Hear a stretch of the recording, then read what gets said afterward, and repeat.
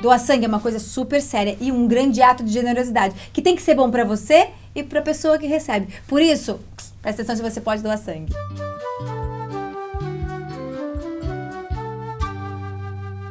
Agora que você decidiu que vai doar sangue, existem algumas regrinhas especiais para saber se você é mesmo um bom doador. Você só não vai poder doar sangue se tiver menos de 50 quilos, por exemplo. Se você estiver grávida ou amamentando, né? Ou se seu bebê nasceu por cesariana há menos de 6 meses ou de parto normal há menos de 3 meses. Também não vai poder doar se você teve uma gripe com febre nos últimos 15 dias. E se você alguma vez teve câncer, você nunca mais pode doar. Agora, se você teve algum comportamento de risco, tipo relação sexual sem camisinha, ou se você não sabe se tem HIV ou alguma doença sexualmente transmissível, não vai doar, porque assim você pode prejudicar a outra pessoa ao invés de ajudar. Até porque o HIV tem uma janela grande em que não dá pra se detectar nos primeiros 3 meses depois da contaminação, sabe? Aí você dá o sangue pra alguém achando que tá fazendo uma coisa boa e na verdade pode estar prejudicando bem alguém, entendeu? Se você mudou de parceiro sexual nos últimos 6 meses, ou se você tem vários parceiros, ou se você é homem que faz sexo com outros homens, também não pode doar. Normalmente, quem tem que receber sangue é porque tá fraquinho, porque sofreu um acidente, ou porque tem uma cirurgia muito grande e precisa de sangue, ou porque tá doente e tem anemia, né? Então, pra você doar sangue, você precisa perceber direitinho se você tá num bom momento pra fazer isso. E no Brasil e nos Estados Unidos, se você recebeu sangue, você tem que esperar 1 ano pra poder fazer uma doação, entendeu? Agora, outros países como Portugal e Espanha, por exemplo, você não pode doar nunca mais quando você recebeu sangue. Pois é. São regras, né? Tem que respeitar. Porque é importante que seja seguro pra quem dá E pra quem recebe. e pra quem recebe. Então, se você tiver feito uma tatuagem ou um piercing no último ano, também vai ter que esperar um pouquinho pra poder doar. Mas se você teve alguma doença sexualmente transmissível, como gonorreia e sífilis, tem que esperar 1 ano pra poder doar. E se você tem diabetes e usa insulina, você não pode doar. Mas se você tem diabetes e toma hipoglicemiantes orais, você pode doar. Se você teve tuberculose, vai ter que esperar 5 anos. E se você teve hepatite B ou C, nunca mais pode doar. E se você esteve em países com malária, você tem que esperar 1 ano, mesmo que você não teve a doença, pra poder doar. E se você teve malária, você tem que esperar 3 anos até poder ser um candidato bom para doação de sangue. Agora, se você decidiu ir pra África, Índia, México, de férias, vai ter que esperar também 1 ano, mesmo que não tenha tido a doença. Se você tem algum problema cardíaco, como arritmia, ou se teve um AVC, também não pode doar. E também se você tem algum problema respiratório, como asma, porque pode não ser seguro pra você. Se você usa, ou já usou drogas, ou já trocou sexo por dinheiro, também não pode doar. E se você já fez acupuntura, tem que esperar 1 ano pra doar. Quem diria? Então, se você não se encaixa em nada disso, se você já sabe todas essas regras e acha que é um bom doador de sangue, vai lá. É dessa! E lembra, o sangue não pode ser fabricado, ele só pode ser doado. Por isso, faça a sua parte. Mas, se não for dessa, se você não pode doar dessa vez, não fica triste, não. Sabe o que você pode fazer? A sua parte pode ser estimular as pessoas à sua volta a doar. Então, fala na sua casa, fala no seu condomínio, fala na sua escola, vai falar na sua igreja, enfim, faz a sua parte. Mesmo que o sangue não seja seu e você incentivou alguém a doar, é quase. Aposto que você soma uns pontinhos com o universo.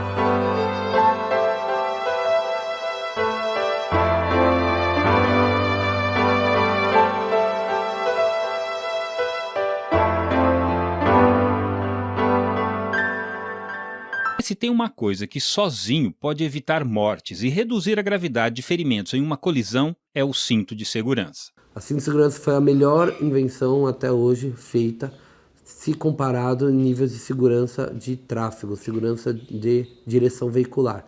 O airbag, por si só, tem uma eficácia, com o cinto de segurança chega até 60%, quase 70% pelo uso do cinto combinado com o airbag.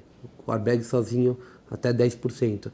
Então, assim, fora os freios ABS e todos os outros mecanismos de proteção ou de promoção de saúde no veicular, o cinto de segurança até hoje é o melhor que nós temos. Olha só o que pode acontecer com quem não usa o cinto. O boneco passageiro, sem o equipamento, vai para cima do boneco motorista.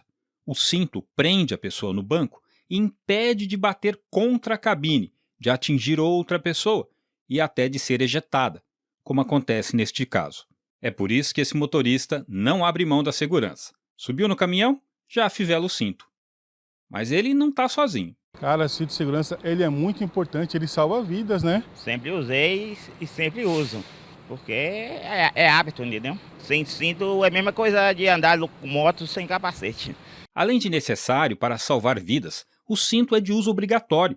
Vale para carros, caminhões e ônibus rodoviários. Negligenciar o equipamento é passível de multa. O uso do cinto de segurança está disciplinado no artigo 167 do Código de Trânsito Brasileiro. Ali é determinado que a pessoa, ela ou o passageiro, não usando o cinto de segurança, ele recebe uma multa grave, né, num valor de pouco mais de R$130, perde 5 pontos na carteira. O importante a gente ressaltar nisso aí é que é uma infração para o condutor não estar usando e outra infração para os passageiros não estarem usando. Então, se ele e o passageiro não estiverem usando, são 2 infrações. E vale lembrar, nos carros, próprio, táxi ou de aplicativo, o uso do cinto de segurança no banco traseiro é obrigatório. Tem um estudo americano que fala que se o passageiro do banco traseiro não usar, aumenta em até 5 vezes o risco de lesão e de morte do passageiro dianteiro, independente se o dianteiro tiver ou não com cinto. Ou seja, o de trás vai ser projetado para o da frente e pode machucar o da frente, apesar do da frente estar corretamente usando cinto de segurança. Crianças devem estar na cadeirinha e nos assentos, conforme a idade. Esse tipo de equipamento precisa ser certificado pelo Inmetro. Se não usa... É passível de multa, tanto o bebê conforto de 0 a 1 ano, quanto a cadeirinha de 1 a 4 anos e o assento elevado de 4 a 7,5. É passível de multa gravíssima, 7 pontos na carteira, um valor de pouco mais de R$190 e o motorista ele terá o seu veículo retido até a colocação do equipamento correto no veículo. Este caminhoneiro diz que, quando está no carro com a família, todos usam o cinto. Inclusive, ele faz a coisa certa. A filha pequena vai na cadeirinha. É bom lembrar que o cinto de segurança tem que ser usado da forma correta, assim como eu estou. Abdominal, aqui passando pelo peito e travado. Uma das formas incorretas seria essa daqui. Assim, é configurado como se não estivesse usando. Além do cinto não ter a sua capacidade efetiva de segurança, ainda rende multa. No artigo 230, inciso 9, o equipamento ineficiente ou inoperante. Quando a pessoa coloca aqueles extensores na trava para não ficar pitando, ele andar sem cinto com o carro não ficar pitando, ele usar o cinto com a trava em cima para o cinto ficar mais frouxo. Apesar das multas e das campanhas de conscientização, ainda tem muita gente que negligencia o uso do equipamento, seja no carro, no caminhão ou no ônibus. Este motorista e pequeno empresário de ônibus, que no dia dessa entrevista fazia a manutenção do coletivo, fica decepcionado com a teimosia de alguns passageiros. Sabendo que é o nosso dever usar o cinto de segurança, pedir para o passageiro usar o cinto de segurança, mas infelizmente o passageiro é desobediente ao cinto de segurança. Mas se a polícia parar e o passageiro estiver sem, você leva uma multa? Sim, leva uma multa, sabendo consciente que leva uma multa, mas não é a falta da gente pedir que o passageiro use o cinto de segurança, não. Uma curiosidade. O cinto de 3 pontos surgiu a partir de estudos da Volvo. Em 1958, o engenheiro mecânico Niels Bohlin começou a desenvolver um cinto que garantisse maior segurança. Especialista em sistemas de ejeção de pilotos de aviões, Bollen apresentou sua solução um ano depois, um cinto de segurança de 3 pontos afivelado abaixo do assento. A imagem aí, com ovos, mostrou que é eficiente. Mas se fosse hoje, o teste seria assim.